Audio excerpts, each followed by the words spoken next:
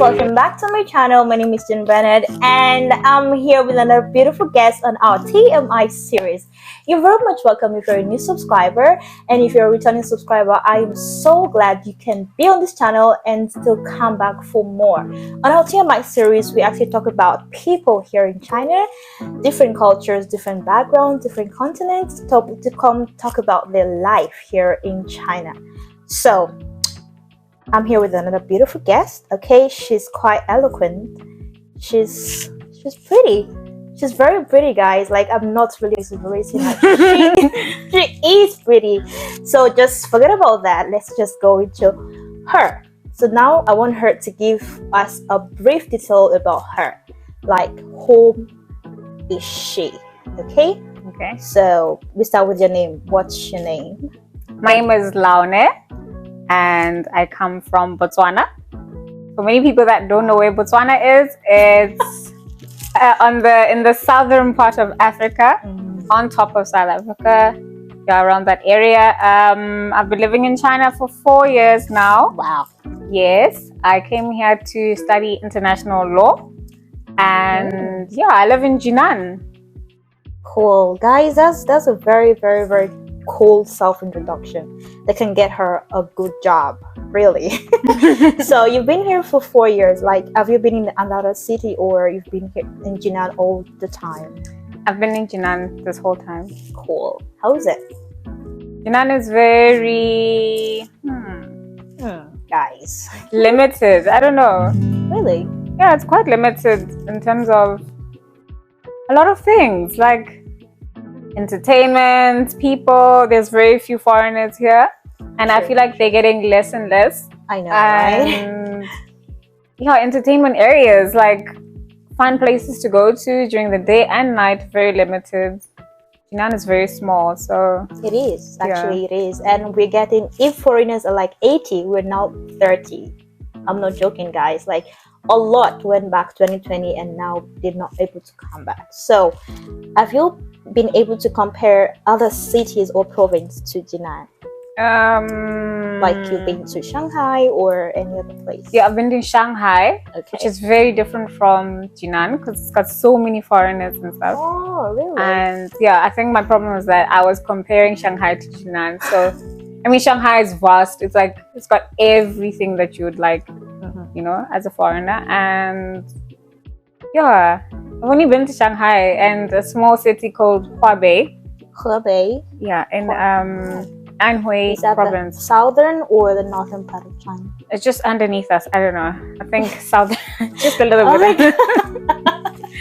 When you were doing your it was just underneath us. Yeah. Okay, cool. Okay, Shanghai. Okay, I've never personally been to Shanghai. I've only been to Beijing and just Shandong. Okay, I've been stuck up in Jinan as well. Yeah. So you've been studying international law. How did you feel studying that in China? Do you think it was better than studying in your country? Yeah, definitely. I would have just preferred to do it in my country, but of course I wanted to come to China because of the experience and like having outside perspectives, you know, outside of my country, because my country is also very limited and you know, so I wanted to have a different experience, international different experience, and then that's why I decided to come and study in China. But I would have preferred to do more research by studying rather in my country law instead of doing it in China, because China doesn't have laws. In a way, you felt like studying in Botswana was going to be amazing, but on the other end, like, the experience and everything in China is cool. I think I'd rather have studied in my country law, because I would have gotten a job faster than here, you know, because I mean, a lot of law firms are not hiring foreigners, so instead of in my country, I would have gotten a job very quickly. Definitely. Yeah. All right, so let's just still talk about Jinan. You've been in Jinan for 4 years. How is it like making friends, foreigners? I'm not talking about the Chinese. We're going to come to the Chinese aspect. Yeah. Foreigners. How did you your first year and your 4th year? What's the difference? Very easy to make friends. Cool. So cool. Are you an extrovert? I don't know what I am. Okay, just think about it. I don't know. Are you like, making friends has nothing to do with being an extrovert or introvert actually. Yeah. Or I feel like it's more open to the extroverted people than the introverted. You see, when you talk about extrovert and introvert, it's quite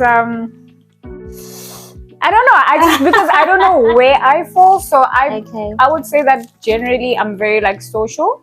Okay. When it comes to making friends, yeah, I've had a lot of friends. In first year, I had a lot of friends. Okay. And then compared to now, at the end of university, I've made more friends, because majority of the friends that I made in the first year, they all went back home. So I had to obviously create more friendships. So I never struggle with making friends that much. Cool. I think your story seems quite different, because I was talking to a friend recently and she talked about she being an introvert, but that is not a problem. The problem is just that making friends in China is a bit difficult. And I'm like, why? She said probably they don't have a lot of foreigners, or she doesn't go out, or she doesn't know how to make friends, stuff like that. So how did you do it? Because sometimes I feel same too. Sometimes I'm like, okay, I don't want to have friends, not because I don't want to go out, but because there are few to even ask for. And obviously adults word is not like, hey, I want to be your friend. How we do it in like when you're a kid. Hi, my mommy said I should come give you this. Oh, would you be my friend? Yes, I'll give, and then give me a soup. But now it's more like, okay, let's just see how this person behaves. If she's cool or he's cool, okay, I can hang out with him or her. So do you have a difficulty? For me, I'm open-minded, right? Okay. And then also I'm not too shy. And then the other thing is that, I mean, if you go out, for example, most of my friends that I made was like at the club, and also the people that I never made friends with people in my classroom as much. Okay. But outside of school, I made a lot of friends. And then I think it's just about keeping your mind open when you meet people, and you shouldn't feel too shy and like, restricted to who you want to know. But of course, you have to be picky with who you want around you. Sure. So yeah, I don't know. Okay, so actually we're supposed to do this at the beginning of the video. That is speaking your language to people back home, to the Botswanians back home. So Botswana, people always confuse it. They're called Botswana, yes. Oh, not Botswanians. No. Jesus Christ, I'm so sorry. Like the Ghanaians. No, we don't have that. Okay, so in your language, try to like give a shout out to them. Just a shout out or introduction about myself? No, you don't. You already did that. Just a shout out to like, hey guys, I'm here. Okay, dumelang bakay tukulape. Ke Laone, from China, kinanasalami Jane. And I don't know what to say. I can't say excited. Okay, read Luna, and thank you. Okay, thank you. I'm gonna cocoa now, whatever that was. So you guys have heard from your beautiful sister here. So we're still gonna ask her a lot of questions about her cultural shocks, or relationship, her life now after graduation in China. Okay, we start with the cultural shocks. Sorry. Okay. What did you notice in China that you did not notice in Botswana? The food. Okay, that was too direct. And then okay, things I didn't notice back home. I mean, the whole spitting onto the floor, that. I actually didn't know that people generally do that, but I see it everywhere. Everywhere I go, I just see it, which is quite upsetting. Also, what else do I not see a lot? The food. Culture shock was the food, I mean, coming to China, they have different methods of cooking. Yeah, everything is in water, and it's just I don't know, but I mean, what else is weird about? Also, not being able to speak Chinese was just a bit a pushback. Everywhere you go, you can't explain yourself. It's difficult to get things. So how did you learn it? How did I learn to speak Chinese? Oh yeah, 3 lessons. My Chinese is very limited, by the way. It's not that good. So what else? Yeah, I mean, there's very good and bad things about China. I love the whole safety. Sure. My country is also very, very safe. And China is like extremely safe as well. The whole transportation, you've got so many modes of transport, you know, very cheap as well. And then what else is amazing here? I don't know. Free internet. Is it really free? Is it free? I don't know. You pay for Wi-Fi, isn't it? I pay for Wi-Fi. You pay for Wi-Fi. I mean, buying data and stuff is very free. Cheap. And, no, yeah, cheap. I would say cheap, not free. Yeah. Because it's not.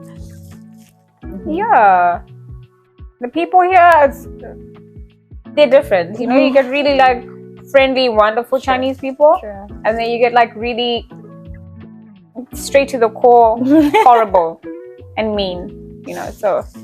Okay. So those are the cultural shocks. What are the things you would say you like and dislike about China? You just mentioned it, but yeah. Let's hear the likes and the dislikes. Things I like about China.